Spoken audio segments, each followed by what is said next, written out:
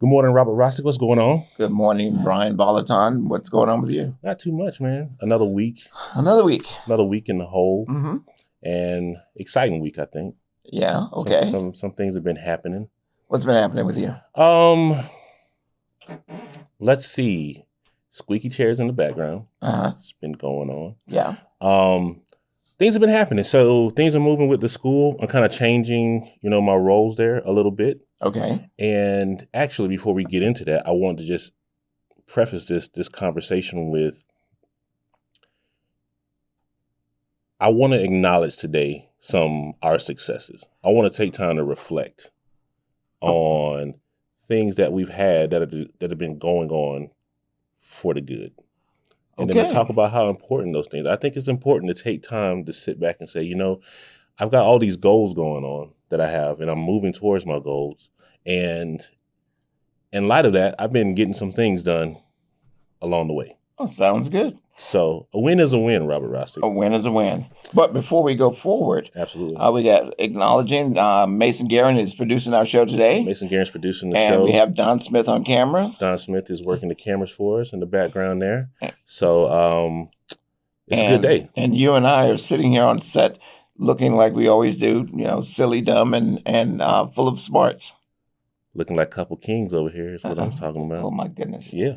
All right, success. So acknowledging success. Acknowledging success. Sometimes I have a hard time with that, acknowledging success. I think I do too, and I think a lot of people do, which is why I want to talk about this in Raising Unmanageables episode 47.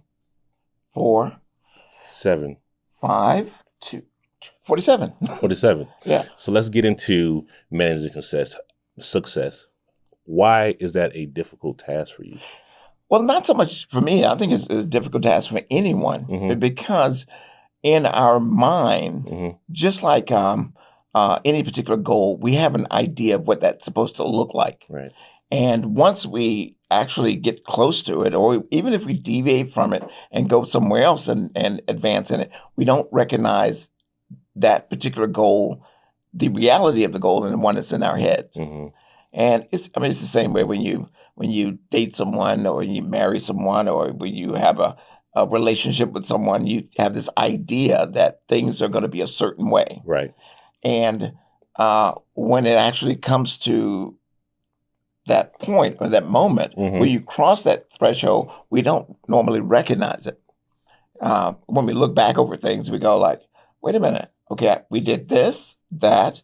We said if our relationship made it past 7 episodes, we would be good.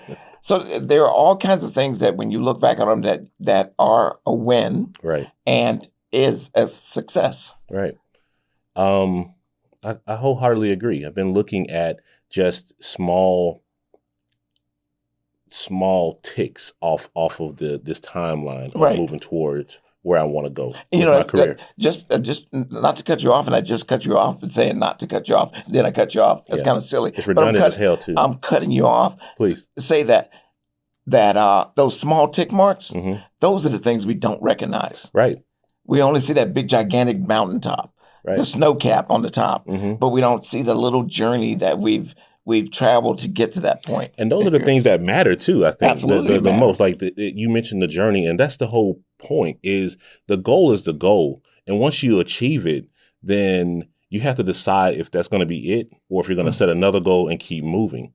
But those little tick marks, those little pieces along the way, the learning, the readjusting, the accomplishments along the way are the things that are, I think, the most interesting to me. And the things that people, I think, want to see about and hear about when they are observing on how to move forward with their careers. Absolutely. I agree 100%. What are some things that you have going on that you may count as a win for yourself? Well, let's look at this week. I am not a computer guy, even though a lot of people depend on me for computer information. I'm a photographer, and I teach photography through certain software. But oftentimes people will have a problem with their hard drive or their printer or something like that, and they'll call me. And oftentimes I'll say, why are they calling me on this? But at the same time, I'm always open to seeing their their problems. Okay, yeah. So for instance, I went to this one guy's house. He had a problem with his printer, and I went to his house and I said, "Okay, let's figure this out together."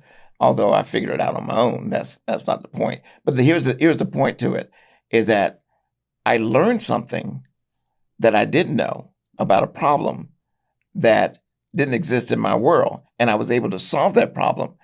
And then I turned around and equated it to my photography. It's the exact freaking same thing. As I approach a project or an idea, it's like, oh, I haven't done this way before, so let's see how it goes. And then at the end of that, I'm going, phew, I made it through that.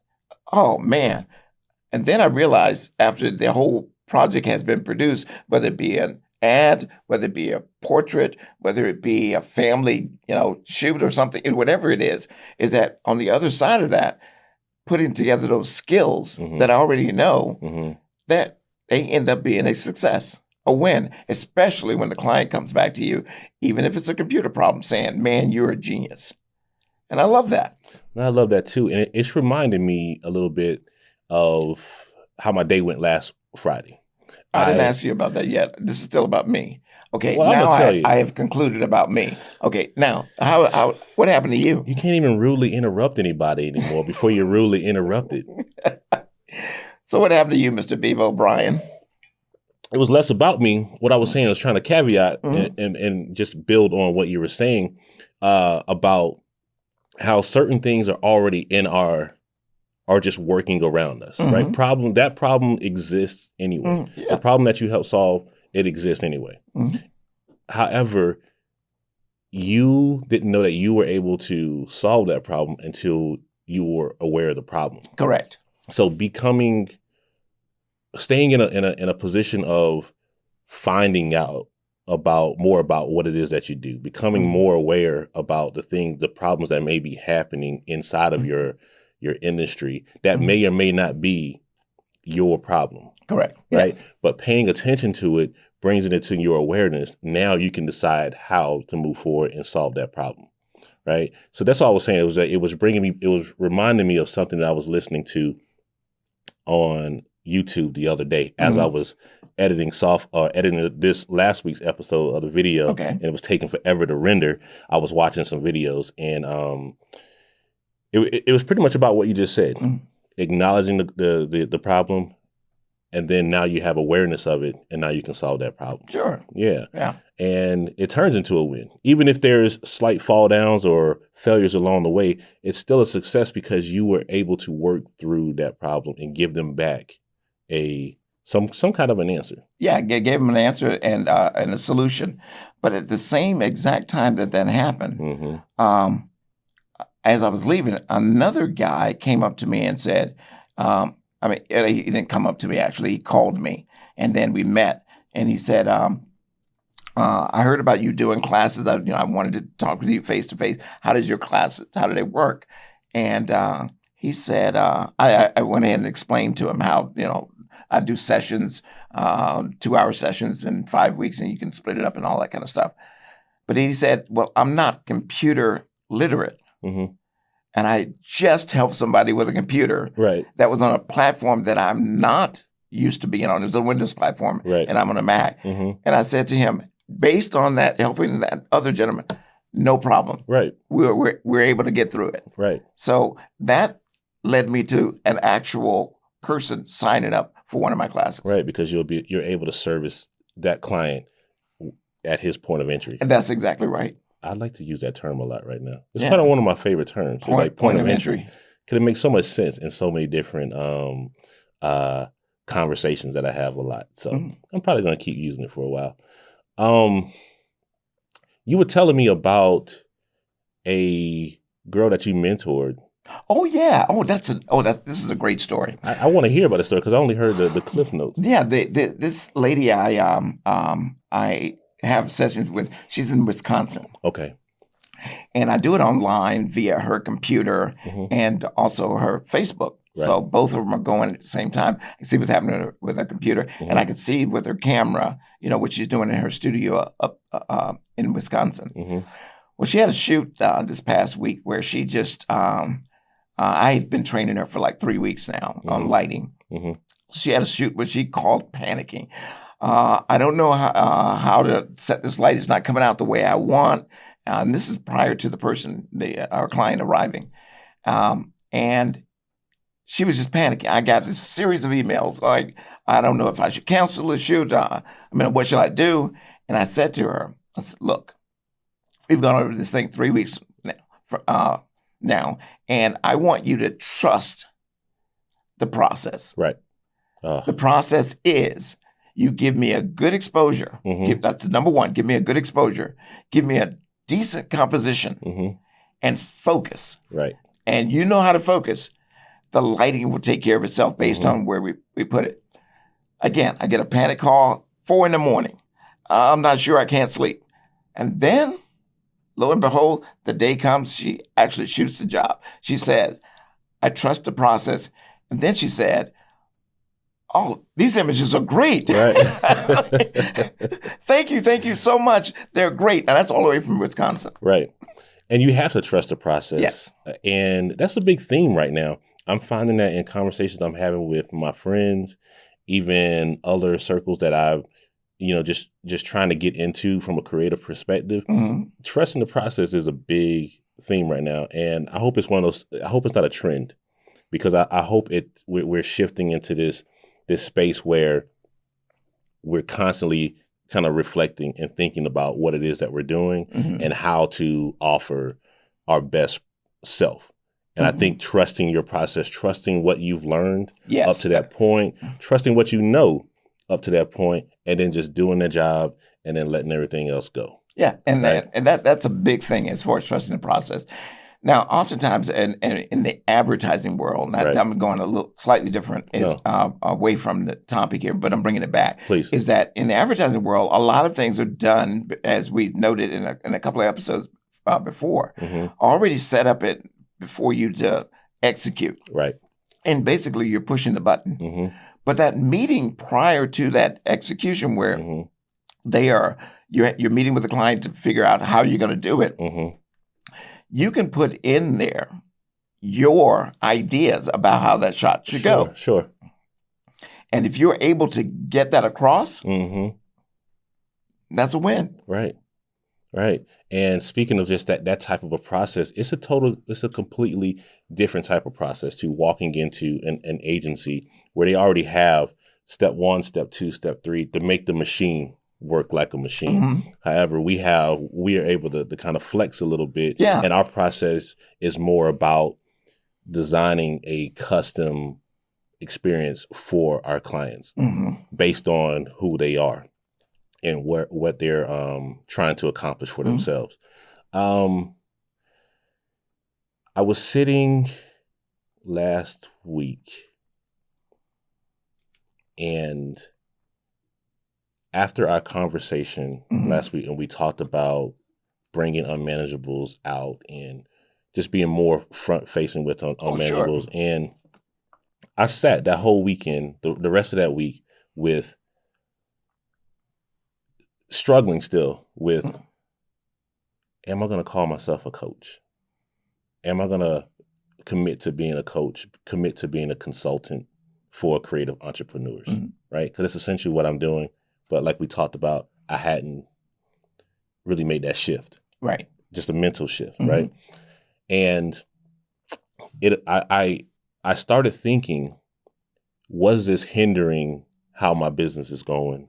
Because if someone asks me a question about coaching or how to coach them through a process, and I'm like, I'm not really a coach. Correct. Is that blocking the jobs that I actually do want and still funneling me back into the direction that I don't really want to be in? I understand. You see what I'm saying? So I had a woman reach out on Facebook and said, "Hey, what is Unmanageables about?" Right. And I gave her a roundabout explanation, trying to dodge the word coach, Correct. consultant. And out of that explanation, she surmised that, she said in 2 words or a couple words, "You're a coach for entrepreneurs." And I was like, this is the moment where I have to decide, is it yes or no? And if I can't decide from this point, I need to be really evaluating the work that I'm trying to do. Mm-hmm. And I was like, yeah, that's what I am. Right. And then it started a whole nother conversation Sure. and other people chimed in and they were like, not only is it just a coach, but he's a coach for creative entrepreneurs, blah, blah, blah. And it went down the whole thing. And then other people helped me explain this thing to other people. So just by acknowledging it turned it into a small conversation, which then convinced me that I need to walk in that decision. And I guess I'm mentioning this because as a success for myself, because I think a lot of the time we get into situations because it's not our expertise or level of expertise, but it's what we've been doing for a very long time. But we have an idea of what photography looks like, and anything outside of that, we kind of, if someone asks us a question about that, we kind of shy away from it. Sure, absolutely. Right. Yeah. And it was the same thing that was happening with me. As soon as someone says, hey, they're asking me a type of question that's directly related to me coaching them. And I'm like, that's not my jam or not my point of expertise. So what that happens is that shuts that person down. Oh, absolutely. And then the conversation stops because they're not looking for a brochure or a logo and all the other things that I don't want to do anymore. So now I'm stuck in this space of the hell am I going to do? Because I'm walking away from me doing this type of work. And I just shut down a conversation about me doing the work that I want to do. So I really had to make a decision of this is where I'm standing in this line of work. And all that kind of just came into full circle when I was speaking with my client Fiona over the weekend. And I just told her, I was like, hey, this is the work I really want to do. We meet every week and we talk. And I just help extract story out of her. That way I can use those things to help her market and promote herself online and help her just kind of come out of her shell a little bit with regard to what kind of work she wants to be known for moving into the future. Right. And the review I got from her it made me blush a little bit. And it kind of got a little rosy in the cheeks a little bit because your cheeks are brown. Yeah. So imagine how rosy I had to get. My God. How flustered I had to be to be rosy in the cheeks with brown skin. So, but yeah, she gave me a glowing review and she said that the job that I was doing for her was phenomenal. And I've never, I've had like a great job, an awesome job, really, really good job, but not phenomenal. You know what I mean? And in any part of my work, and to have that kind of a testimonial from someone really solidified me in this work. Well, I'm gonna mention something here to piggyback off of what you just said. Please. I can't stand when somebody calls me Bob. Yeah. Can't stand it. My name is Robert, and that's what you call me. Except when you're soliciting my services. You call me anything you want, just call. And then once you're inside the door, I can explain that this is what I do. This is my actual name. Right. This is the title I go by. Right. But I can't do that, as you mentioned, if I shut you down and say, don't call me Bob. Right.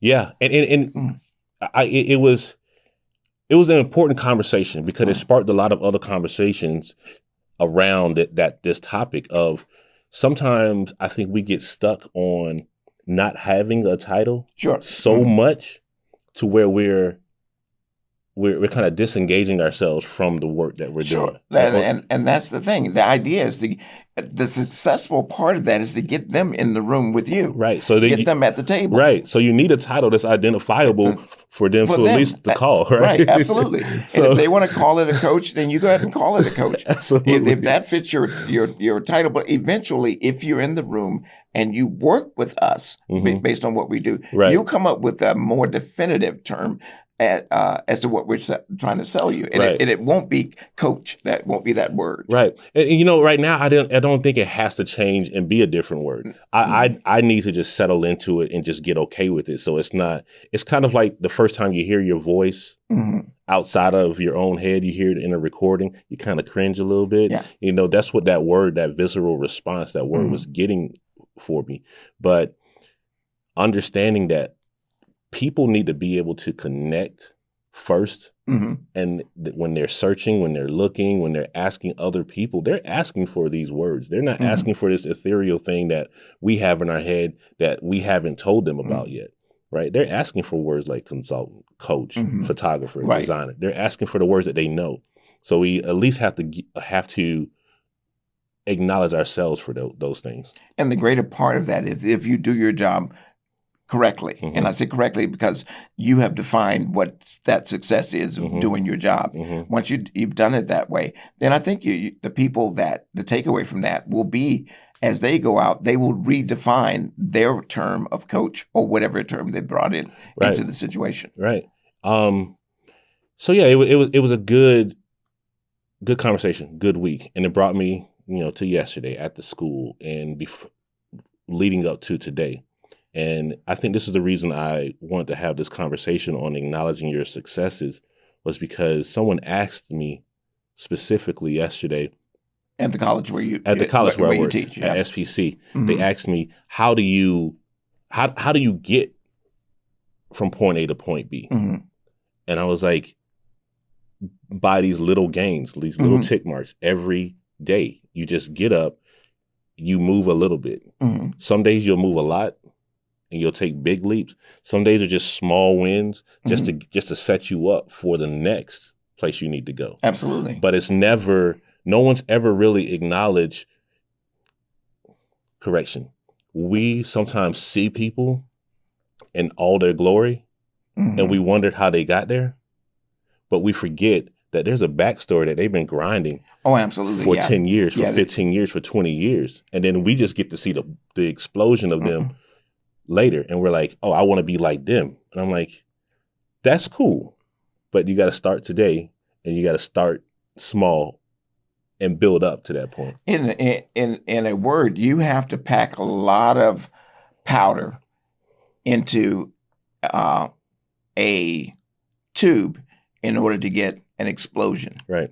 You got to pack a lot. It's not just automatically you come out and like a grenade and explode, right? Or like a firecracker and explode. You got to work to pack the things just right, do everything just right. Because when you don't do it just right, then it fizzles out. It fizzles out. Right. So and very quickly too. And so if you pack everything right, or if you work hard at your craft to the point where it's second nature to you, then that explosion, once you light that fuse, that explosion that actually happens will compel you, to greater heights and a much brighter future.